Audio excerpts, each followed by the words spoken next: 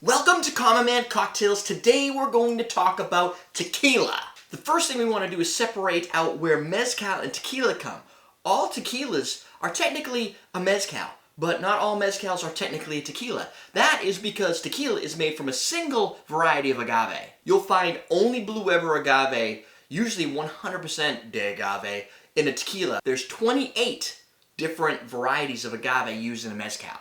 You'll also find all tequilas have an appellation. That means that there's actually government and international awareness around the defined name of tequila. All tequila must be made within Mexico. Not only that, they all have to adhere to some strict standards and guidelines. You may notice Jalisco is listed on pretty much all your bottles. If you look at them, it'll probably say Hencho in Jalisco, Jalisco, Mexico, Hencho, Jalisco. Jalisco is only one of 5 states where tequila can be made. It just happens to be that every town, city within Jalisco is legally able to make tequila. 56 out of the 124 municipalities that could create tequila in Mexico are within Jalisco.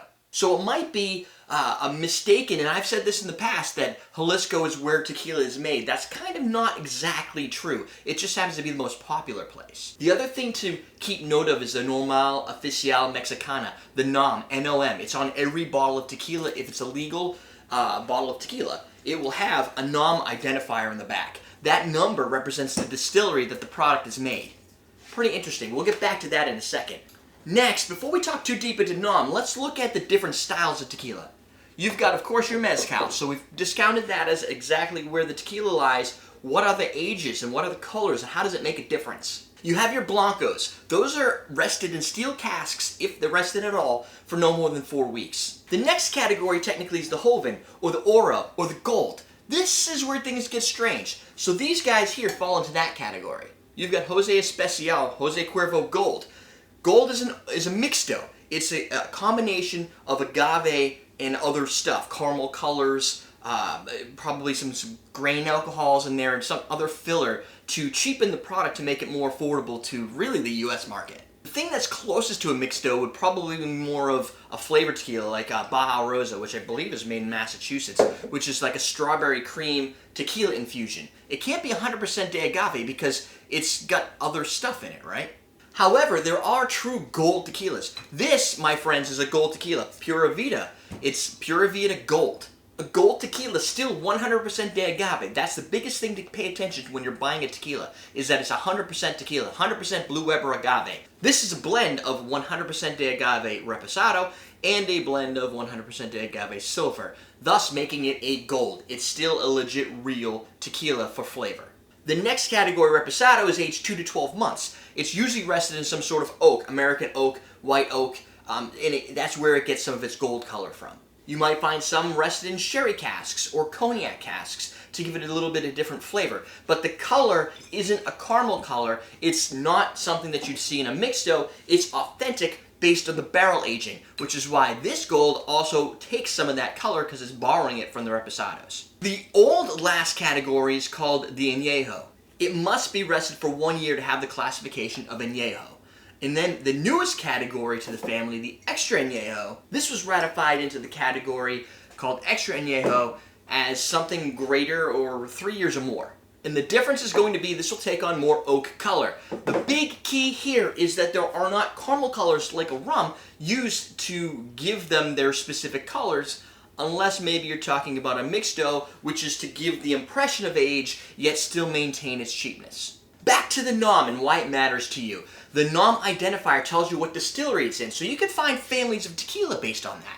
For instance, you can look at the Hornitos, the Sauzas, and the Tres Generaciones or Generaciones brands, and you'll see that the NOM identifier is exactly the same. NOM 1102, Generaciones. NOM 1102, what is that? Hornitos. And of course, the same thing for Hornitos Black Barrel. If I had a bottle of Sauza, you would see the same number there. I believe Sauza also makes a 51% tequila or a mixto tequila as well, so just keep an eye out. Make sure the label says on it 100% agave tequila, 100% de agave tequila. The other cool thing about the NOM is if you want to find a tequila that you just can't get your hands on and you'd like to be able to taste it, most of those distilleries are creating multiple brands. People can buy a juice from a specific distillery, call it NOM 1234, and if they produce it there, you might find another person, probably a celebrity or star, also uses that distillery to create their own product, and it's probably the same product because the distillery is using the same processes. That's not always true. There are differences within the processes. You can also look at some families if you do a little bit of digging and see stuff like our friends here, Jose Cuervo Tradicional Limited Production, Jose Cuervo Tradicional Silver, both 100% de agave products, both worth your money, usually sub $25. However, there's this Maestro Dobel Single Estate Tequila 100% de agave Reposado. It's clear, but it's a Reposado. That's because it is created using a blend of anejo, extra anejo, and Reposados, and then filtered clear. But the NOM is 1122. Guess what? That's the same NOM as Jose Cuervo. These products are made in the exact same distillery. However, they are going to taste different. This one's a higher end a blend of product, and this one isn't, but the processes are probably pretty close. Now, if you'd like to know a little bit about where your favorite tequila might be from and what distillery it's in, or you're looking for tequila that has similar properties from the same distillery, if you go to tequila.net, they have a NOM database where they have a cross-reference. You can put in the name, Sparkle Donkey, Jose Cuervo, wherever, and it will tell you all the other tequilas made at that facility. The funny part being a lot of the brands I've seen from smaller guys like Hornitos and the mixtos, which were to make things more cost effective, over the last 10-15 years have actually come very close together. So you could get a real product, 100% de agave, for a few dollars more. Even the Jose Cuervo brands themselves are not that far apart. So even for parties, I would still suggest going with 100% de agave. That way you don't wake up with your pants missing and a headache. You just wake up with your pants missing. So go out, select yourself a new tequila that you've never had. And remember, if it's 100% de agave, what you'll probably find is you wake up the next day feeling a little bit better than you normally would back in college. And that's a good thing. So go get yourself, I'd say, try yourself a Reposado. If you've already had one, move up to the next stage. If you're new to tequila, try something in the silver category because it's going to give you the more pure, unadulterated agave flavor, which is really fun to play with. And you know that if the silver's good, usually, their next aging category's going to stay the same quality all the way up. Go buy yourself some tequila. Do it right now. We're teaching you how to drink. So a light rum product like this is typically aged 1 to 4 years. A gold is not an age statement. It's the same as saying it's just gold. Look! So, put it in the same category if it doesn't tell you any different.